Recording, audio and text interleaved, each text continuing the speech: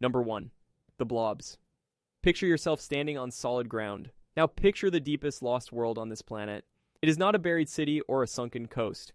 It sits nearly 2,900 kilometers beneath your feet, resting on the outer core, and it is the size of a continent. In fact, there are two of them. Seismologists call them large, low shear velocity provinces. Almost everyone else calls them the Blobs.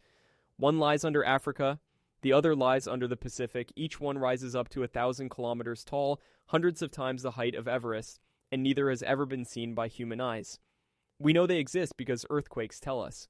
When a large quake fires seismic waves through the planet, those waves slow down as they pass through the Blobs. By collecting readings from thousands of earthquakes, scientists build a blurry portrait of the deep interior, a technique called seismic tomography. The Blobs show up as vast, hot, dense regions that have squatted at the base of the mantle for an almost unimaginable span of time. Then, in 2023, a team led by Chen Yuan at Caltech published an idea in the journal Nature that turned the Blobs from a curiosity into something extraordinary. They proposed that the Blobs are the buried remains of Theia, a Mars-sized planet that slammed into the young Earth about 4.5 billion years ago. That collision is the leading explanation for how the Moon was born, flinging molten debris into orbit that gathered into our companion in the sky. Yuan's simulations suggest that the dense, iron-rich heart of Theia sank through Earth's magma ocean and settled at the bottom of the mantle, where it never mixed back in. If that is true, then part of another planet is locked permanently inside our own. The Blobs are between 2 and 3.5% denser than the mantle around them, which is exactly why they have never dissolved away. On top of them sit even stranger patches, only tens of kilometers thick, that seismologist Edward Garnero and others call ultra-low velocity zones. The Blobs may also be the launch pads for towering plumes of hot rock that rise to the surface and feed volcanic hotspots like Hawaii and Iceland. The geologist Trond Torsvik has traced the edges of the Blobs to the birthplaces of nearly every giant volcanic eruption of the last 300 million years. Not everyone accepts the Theia story. The mainstream view is quieter. It holds that the Blobs are simply graveyards of ancient ocean floor, slabs of crust that were dragged down over billions of years and piled up at the bottom. The heart of the debate is whether the Blobs are chemically different from the rest of the mantle, or just hotter. No drill will ever reach them. Everything we know comes from waves, mineral physics, and simulation, and if a whole planet can hide inside the Earth, the question becomes obvious. What else is hidden, much closer to the surface? Number 2. Argoland. Off the northwest coast of Australia lies a deep stretch of ocean floor with a strange name. It is called the Argo-Abyssal Plain, and it is named after a continent that is not there. About 155 million years ago, a long ribbon of continental crust, roughly 5,000 kilometers in length, tore away from Australia and drifted north. The seafloor left behind recorded the breakup in bands of magnetism, like a tape recording of the continent's departure. But when geologists tried to find where that continent ended up, it seemed to have simply vanished. For decades, this was a genuine mystery. A continent does not evaporate. It has to go somewhere. In October of 2023, two researchers at Utrecht University, Eldert Advocaat and Douwe van Hinsbergen, finally solved it in the journal Gondwana Research. The answer was that the continent had never stayed in one piece. Instead of drifting north as a single block, it had shattered into thin slivers and ribbons. They gave it a new name to capture this, the Argopelago. Those fragments did not disappear. They are hidden, right now, beneath the jungles and seas of Southeast Asia, scattered through Sumatra, Borneo, Sulawesi, and Myanmar. The team spent 7 years untangling one of the most geologically complicated regions on the planet, matching the ages of rocks, tracing old faults, and reading the scraps of vanished ocean basins to reassemble the puzzle. The work fills a long-standing gap in our models of the ancient Tethys Ocean. There is a beautiful consequence to this discovery. Argoland's scattered pieces help explain the Wallace Line, the sharp, invisible boundary that separates the wildlife of Asia from the wildlife of Australia. On one side, you find tigers and elephants. On the other, kangaroos and cockatoos. The deep geological history of these drifting fragments helped build that divide. The reconstruction also shows something humbling about our planet. Continents do not always split apart in the clean, tidy way the textbooks draw. Sometimes they fray like old rope, smearing across thousands of kilometers until no single piece looks like a continent at all. Some questions remain. Geologists still debate exactly how many separate fragments there were and the precise path each one took. But the core story is settled, and it is remarkable. Using nothing but rock ages, magnetic stripes, and years of patience, scientists brought a lost continent back onto the map. A continent that no human being ever walked upon. And Argoland is not the only crushed continent hiding beneath our feet. There is another one, and its remains built some of the most famous mountains in Europe. Number 3. The frozen land beneath East Antarctica. Antarctica is the most studied frozen place on Earth, and yet it still hides an entire landscape that no living thing has seen for tens of millions of years. In 2023, a team led by Stuart Jameson at Durham University described it in the journal Nature Communications. Beneath up to 2 kilometers of ice in the region of the Aurora and Schmidt basins lies an ancient land surface roughly 32,000 square kilometers in size, comparable to the whole of Belgium or Wales. This is not just featureless rock. Radar images reveal a terrain of river valleys and ridges, a landscape carved by flowing water. That water ran across this land before the ice existed, when Antarctica was a warmer, greener place. The valleys and hills between them show hundreds of meters of relief, the signature of rivers cutting down over long ages. Then the world cooled. Around 34 million years ago, at the boundary between the Eocene and Oligocene, a vast ice sheet spread across the continent and sealed this landscape away. It has not seen the open sky since, and possibly not for as long as 34 million years. The astonishing thing is how it survived. Normally, moving ice grinds and scrapes the ground beneath it into oblivion. But here, the ice is frozen firmly to the bed and barely moves, so instead of destroying the ancient land, it protected it like a lid sealed over a time capsule. Scientists found it not by digging, but by combining satellite data from the RadarSat mission with airborne radio echo sounding, a method that beams radar down through the ice to read the shape of the rock below. This buried world is a distinct thing from the famous Gomburtsev mountain range, another hidden feature under the East Antarctic ice. This is a river plain, not a mountain chain. And it sits close to the Denman Glacier, whose trough plunges more than 3.5 kilometers below sea level, making it the deepest known canyon on any landmass on Earth. Why does a frozen fossil landscape matter today? Because the shape of the bed controls how the ice above it flows, and understanding that is crucial for predicting how the ice sheet will behave as the climate warms. The surface itself has never been drilled. Everything is inferred from geophysics. But nearby cores have pulled up pollen and plant fossils showing that Antarctica once held temperate rainforest, a continent of green where today there is only white. Researchers still debate exactly when the rivers last flowed and how many ice ages this surface has survived intact. Future missions hope to drill straight down and touch that ancient ground. And from a landscape frozen in place, we turn to a continent that was crushed and folded into the mountains of Europe. Number 4. Greater Adria. When you look at a photograph of the Alps, you are looking at the crushed skin of a lost continent. Its name is Greater Adria, and it is one of the most remarkable pieces of detective work in modern geology. In 2019, after roughly a decade of effort, Douwe van Hinsbergen and his colleagues at Utrecht University laid out its story in the journal Gondwana Research. Greater Adria was born about 240 million years ago when it broke away from the supercontinent Gondwana. It was roughly the size of Greenland, but for much of its life, it was not a land of forests and plains. It lay drowned beneath shallow, warm tropical seas, quietly gathering thick layers of limestone and other sediment on its back. Then, starting around 100 to 120 million years ago, it began a slow, grinding collision with the southern edge of Europe. What happened next is the reason it vanished. The bulk of Greater Adria was forced downward, subducted into the mantle, sinking hundreds of kilometers into the earth. But the sediments on its surface were too light to sink. They were scraped off. Like snow piling up in front of a plow, and crumpled upward into mountains. Those crumpled remains are the Alps, the Apennines, the Dinarides, and other ranges scattered across the Mediterranean. The only large piece still at the surface is the Adria microplate, which underlies the Adriatic Sea and part of Italy. Reconstructing a continent that has been mostly swallowed by the planet is staggeringly difficult.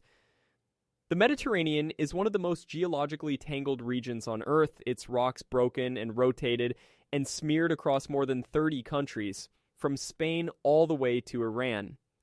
Van Hinsbergen's team used measurements of rock deformation and paleomagnetism, the fossil record of Earth's magnetic field locked in stone, together with specialized software that could effectively unfold the mountains and rewind 240 million years of movement. The subducted slabs of Greater Adria have even been imaged deep in the mantle by seismic tomography, the same wave-reading method that revealed the blobs. The discovery explains puzzling features like ophiolites, slices of ancient ocean floor that somehow ended up stranded high on dry land. It also helps scientists understand earthquake hazards in a Mediterranean that is still slowly colliding. The Adriatic continues to push against Europe today, lifting the Alps a little higher every year. Some details, like the exact number of microplates involved, are still argued over, but the big picture stands. Mountains can be the tombstones of a continent, and sometimes a continent is defined not by its rock at all, but by the strange animals that lived on it. Number 5. Balkanatolia. Some lost worlds are defined by their geology. This one is defined by its inhabitants. In 2022, researchers Alexis Licht and Grégoire Mété, working with the French Research Agency, published a review in Earth Science Reviews that gave a name to a landmass most people had never heard of. They called it Balkanatolia, and it once occupied the region of today's Balkans and Anatolia, the land that now forms parts of southeastern Europe and Turkey. For much of the Eocene epoch, Balkanatolia was an island continent, cut off by sea from both Western Europe and Asia. Isolation does remarkable things to life. Just as Australia developed its own unique animals in seclusion, Balkanatolia grew a distinctive fauna found nowhere else on Earth, a mix of creatures that evolved in their own private world. Fossils recovered from across the Balkans, Turkey, and the Caucasus record this strange endemic collection. Then, around 34 million years ago, everything changed. Sea levels fell and the land shifted, and Balkanatolia stopped being an island. It became a bridge. Across that new bridge poured a wave of mammals from Asia, invading Western Europe and largely replacing the animals that had lived there. Scientists call this abrupt turnover the Grande Coupure, the Great Cut. It is one of the most dramatic reshufflings of life in the mammal record, and Balkanatolia was the doorway through which it happened. The timing was no accident. Around that same moment, ice began to build up on Antarctica at the far end of the planet, which pulled sea levels down worldwide and helped open the land connections. A key fossil site near Büyükçekmece in Turkey has helped researchers pin down when these biogeographic changes occurred. The animals that crossed included early relatives of rhinoceroses and rodents, creatures whose descendants would shape the ecosystems of Europe. What makes Balkanatolia so intriguing is that it had been hiding in plain sight. The fossils and the geology had been known for decades, scattered across many sites and many scientific papers. What Licht and Mété did was recognize that all of it belonged to one coherent, forgotten continent, a distinct province that had never been formally named before. It is a reminder that biogeography, the study of where animals live and why, can hinge on landmasses that no longer exist. Debate continues over the exact timing and the number of separate migration pulses across the bridge, but the concept has reshaped how we understand the peopling of Europe by its animals. From a continent defined by its wildlife, we go now to a continent that drowned with its forests still standing. Number 6. The Kerguelen Microcontinent.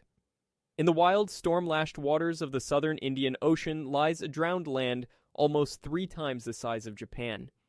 It is called the Kerguelen Plateau, and it is one of the largest volcanic provinces on the entire planet. It began forming about 120 million years ago as the supercontinent Gondwana was tearing itself apart in one of the greatest outpourings of lava in Earth's history. But the Kerguelen Plateau is not merely a heap of volcanic rock. Buried in its story is a lost world of forests. We know this because scientists went and drilled it. During the ocean drilling programs Leg 183 in 1998 and 1999, research vessels punched cores into the plateau and pulled up something unexpected. The cores contained fossil wood, along with spores and pollen, and even seams of coal. Coal only forms from accumulated plant matter on land. There were also rounded pebbles, the kind shaped by ancient rivers and beaches. All of this pointed to a single conclusion. Around 100 million years ago, large parts of this plateau stood above the waves, and they were forested, most likely with conifer-type trees, adapted to a cooler Cretaceous climate. Scientists, including Frederick Frey and Mike Coffin, have studied the plateau's mixed character in detail, and they found fragments of true continental crust embedded within it. That is why it earns the label microcontinent rather than simply an oceanic plateau. Over time, as the volcanic rock cooled, thinned, and grew heavy, the land subsided beneath the sea. Today, most of it lies 1 to 2 kilometers deep, and only the bleak Kerguelen Islands and Heard Island still break the surface. For a brief geological moment, this drowned plateau may have acted as a barrier, steering the circulation of ocean currents between basins, and when its enormous volumes of lava first erupted, they may have altered the global climate and the planet's carbon cycle. Some researchers describe Kerguelen frankly as a lost continent because of that continental crust and those vanished forests. Others are more cautious and debate exactly how much of the plateau is truly continental versus purely volcanic in origin. Sampling it further is a brutal task because the Southern Ocean is one of the most hostile stretches of water on Earth to work in. But the picture that has emerged is unforgettable. A kilometer beneath the cold gray waves lie the petrified remains of a forest that once felt sunlight, and from a drowned forest we move to a hidden world of swamp buried beneath the greatest rainforest of Africa. Number 7. The Cuvette Centrale. Some hidden worlds are ancient beyond comprehension. This one is young, and yet it stayed unmapped until almost yesterday. Deep in the central Congo basin, spread across the Republic of Congo and the Democratic Republic of Congo, lies a swamp world called the Cuvette Centrale. Its true scale was only revealed in 2017 in a study led by Simon Lewis and Greta Dargy of the University of Leeds, published in the journal Nature. And the scale is astonishing. The peatlands cover roughly 145,000 square kilometers, an area larger than England. It is the single largest tropical peatland on the face of the earth. Above it grows ordinary-looking swamp forest. But beneath that forest floor lies something remarkable. Meters upon meters of waterlogged, oxygen-starved peat. A dense layer of half-decayed plant matter that has been slowly building up for around 10,600 years, ever since the last ice age loosened its grip. Because the ground is permanently waterlogged, the plants that fall into it never fully rot. Decay stalls, and the carbon is locked away.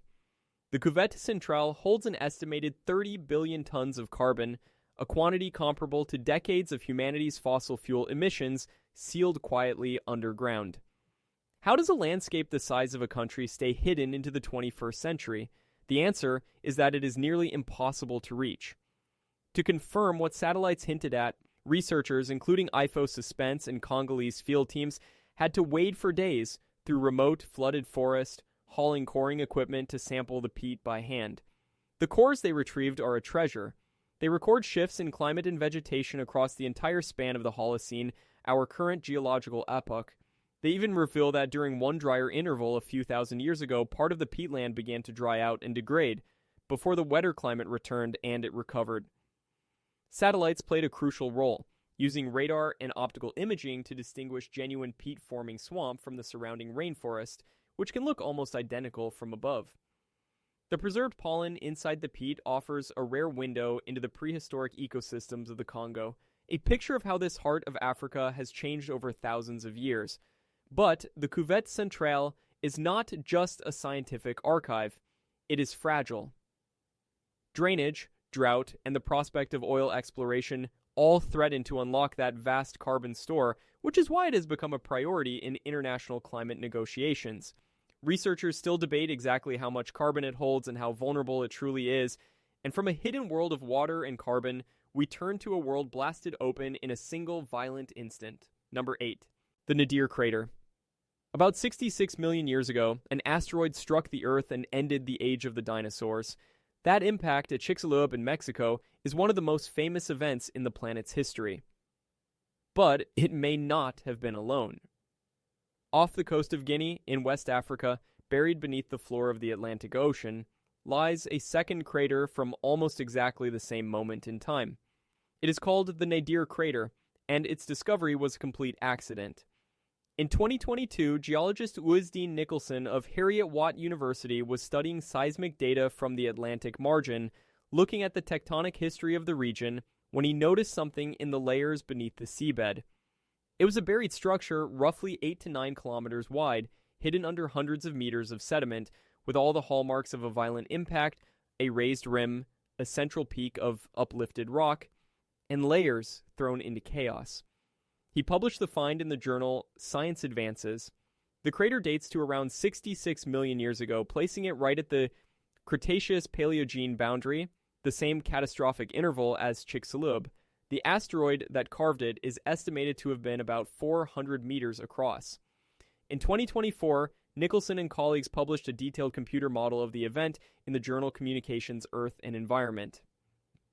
Their simulations suggest the asteroid struck shallow water and unleashed a tsunami that reached hundreds of meters high near the impact site, along with powerful earthquakes and a train of waves that raced across the young Atlantic Ocean. Because the crater is both buried and underwater, it is exceptionally well preserved compared to craters on land, which erosion tends to grind away. It is one of only a small handful of confirmed marine impact craters anywhere on Earth, which makes it scientifically precious. The great open question is whether Nadir was made by a fragment of the same asteroid that formed Chicxulub, part of a broken-up cluster, or by an entirely unrelated space rock that happened to arrive at a similar time. To answer that, scientists have proposed drilling into the crater to search for shocked minerals and pin down its exact age. The discovery carries a wider lesson. If a crater this significant could hide undetected under the seabed until someone stumbled across it in 2022, then many more may be waiting in the vast archives of seismic data collected by the oil industry over the decades, an underused treasure trove for finding hidden structures. Nadir hints at an end Cretaceous world that was even more chaotic than we thought, perhaps struck by more than one visitor from space. And from a world buried under the ocean, we go to a green world buried under the largest desert on Earth. Number 9. The buried rivers of the Sahara. The Sahara is the greatest hot desert on the planet, an ocean of sand and stone where almost nothing grows. And yet, hidden beneath that sand, geologists are mapping the channels of enormous ancient rivers, the veins and arteries of a green world that vanished. The Sahara has not always been a desert. Many times in the past, and most recently between roughly 11,000 and 5,000 years ago, it turned green in an event scientists call the African Humid Period.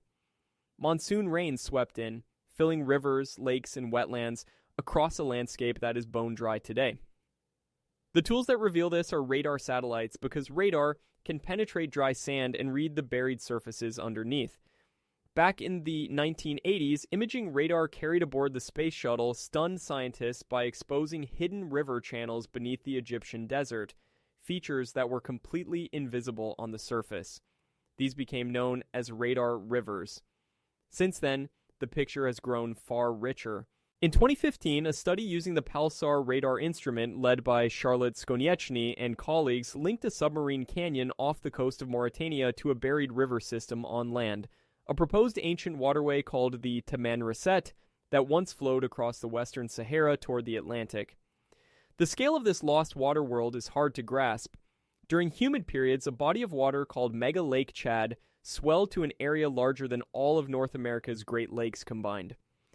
Scientists trace these vanished channels and shorelines using elevation data from missions like the Shuttle Radar Topography Mission, along with radar backscatter and maps of underground water. Some of that water is still down there. The Nubian Sandstone Aquifer, a vast reservoir of fossil groundwater beneath the eastern Sahara, is a relic of those wetter times, and researchers such as Kevin White have mapped the paleolakes and drainage networks of the region in detail. We know this green world was alive because of what people left behind: stone tools, fish bones, and rock art depicting animals like giraffes and cattle in places that are now pure desert. What drives the Sahara between green and gold is the slow wobble of the Earth itself, cycles in the planet's tilt and orbit that shift the monsoon over thousands of years. Remarkably, those same cycles mean the Sahara is expected to turn green again in another 10 to 15,000 years. The desert even reaches across the world today. Dust blown from the drying Sahara drifts across the Atlantic and fertilizes the Amazon rainforest. Scientists still debate how abruptly the last green Sahara came to an end, over mere centuries or across millennia. And from a coast that dried up, we turn to a coast that drowned within the memory of humankind itself. Number 10. The Black Sea Deluge. Most of the lost worlds in this list vanished long before humans existed. This last one may have been witnessed by human eyes. Beneath the Black Sea lies a drowned coastline, the shore of a smaller, lower lake that was swallowed in what may have been one of the great floods of prehistory. In 1997, two scientists from Columbia University, William Ryan and Walter Pittman, proposed what became known as the Black Sea Deluge hypothesis. They argued that around 7,500 years ago, the rising Mediterranean Sea breached the narrow Bosporus and poured into the Black Sea basin in a catastrophic flood, at a rate that may have reached 200 times the flow of Niagara Falls. As the water rose, it drowned the old freshwater coastline and its river valleys, and what had been dry land became the Black Sea shelf we see today. Marine surveys have since mapped that submerged world, tracing an ancient shoreline, old beach ridges, and drowned river channels lying tens of meters below the surface. The famous ocean explorer Robert Ballard led expeditions in 1999 and 2000 that found evidence of the former coast, along with preserved wooden structures on the seafloor. The Black Sea guards its secrets unusually well because of a strange property of its deep water. Below a certain depth, the water is anoxic, completely lacking oxygen, which means the organisms that normally consume wood and flesh cannot survive there. As a result, the Black Sea is a near-perfect preservation chamber.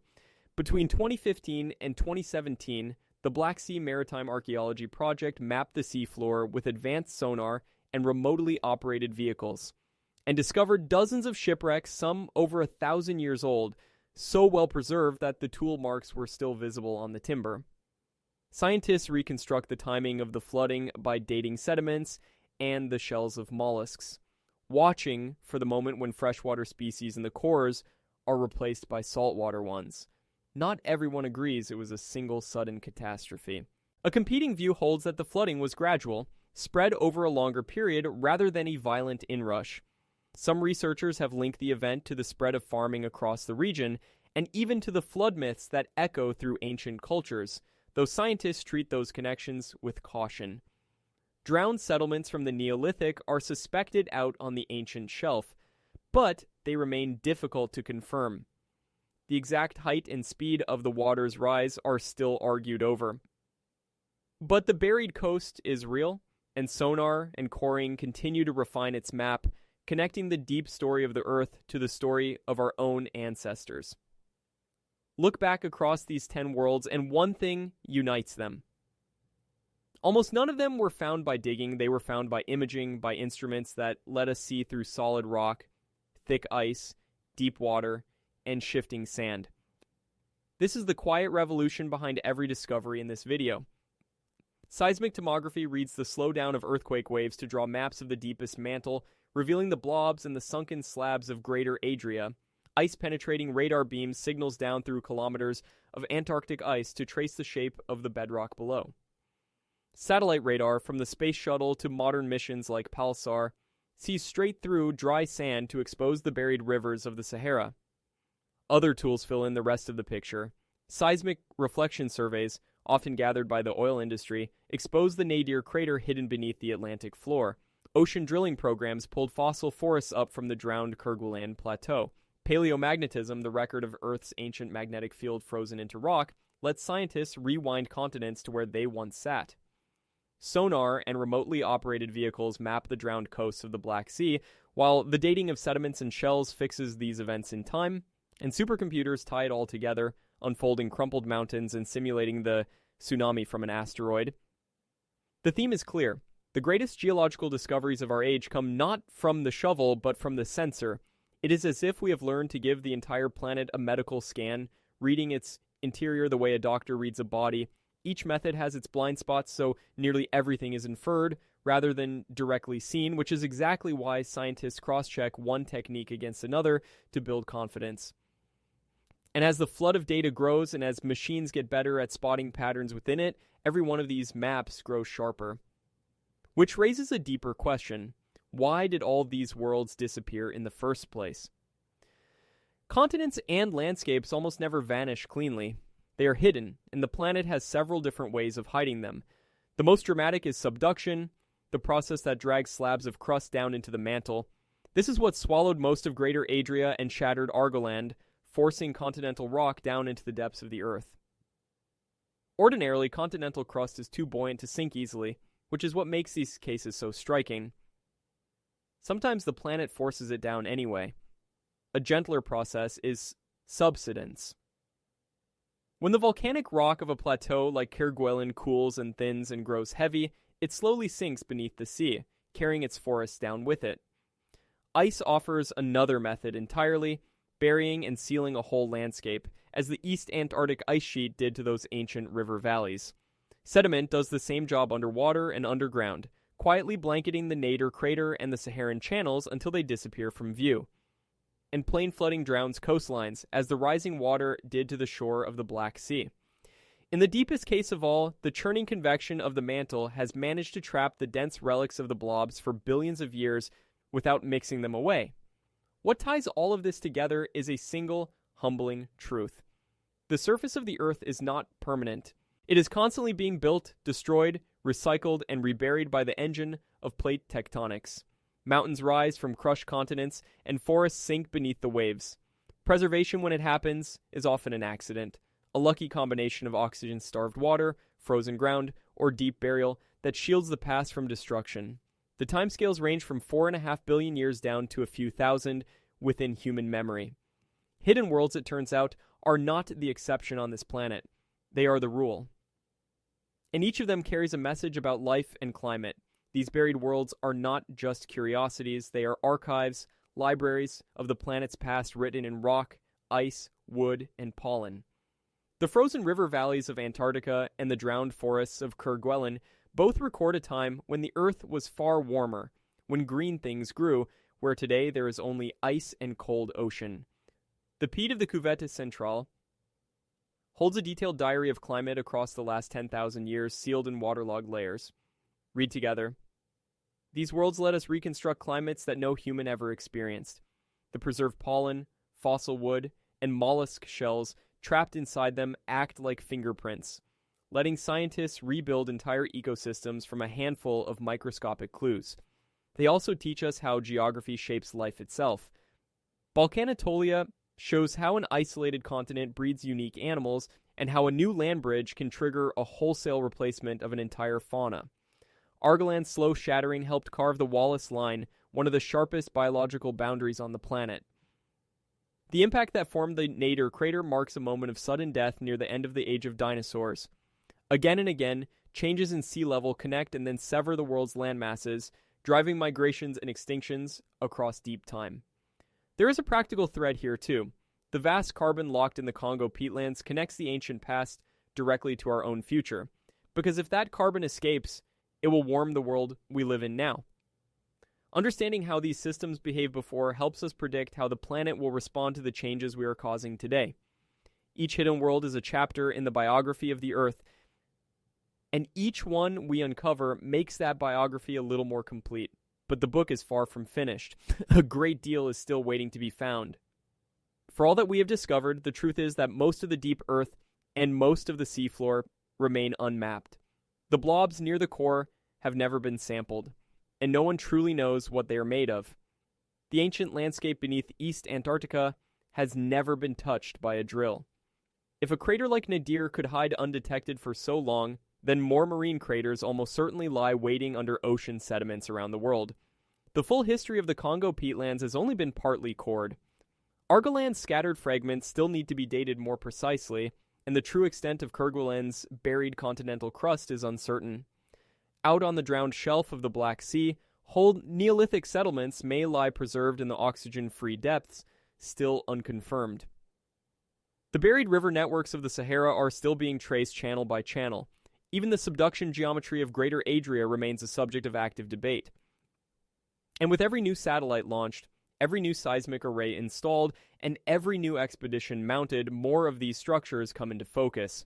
The archives of the oil industry alone hold countless features that no scientist has yet examined. As the world's ice retreats, still more buried land may be exposed. Deep-sea drilling targets across the Kerguelen Plateau and the Nadir Crater remain unsampled, and each one, once reached, could rewrite a piece of the story that computer models can only guess at today. The lesson is that the great age of exploration is not over. It has simply moved. The frontier is no longer across the map, but beneath it, downward into the ice, the seabed, and the mantle. Each answer we find tends to raise a fresh set of questions, and the pace of discovery is set only by our funding, our technology, and our willingness to look. The map of the Earth is still being drawn, and in all likelihood, it always will be. Stand still for a moment and consider where you are. You are not standing on a single, solid world. You are standing on the top layer of many worlds stacked and buried one beneath another. We walk on the crushed remains of lost continents, their skins folded up into the mountains we photograph and climb.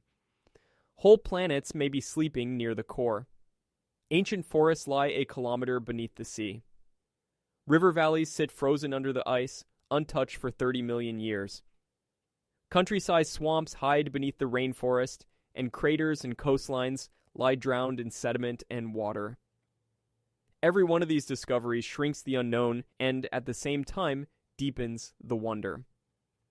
The tools of just the last few decades, radar and sonar, seismic waves and supercomputers, have made geologists into cartographers of the invisible, mapping places that no eye can ever see.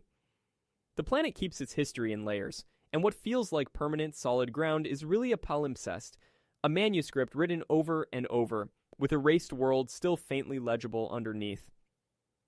These are not myths or legends. They are real places, mapped, dated, and published in the pages of scientific journals. Each one was once open to the sky, alive with rivers or forests or shorelines, before time buried it away. And that is the strange gift of this science. Time buries everything, patiently and without exception. And then, just as patiently, we dig it back up. The next hidden world may well be found tomorrow, in a dusty stack of old survey data, or beneath a slowly retreating glacier. The biography of the Earth is nowhere near its final page. The ground beneath us is a graveyard of worlds, and we are only just beginning to learn how to read it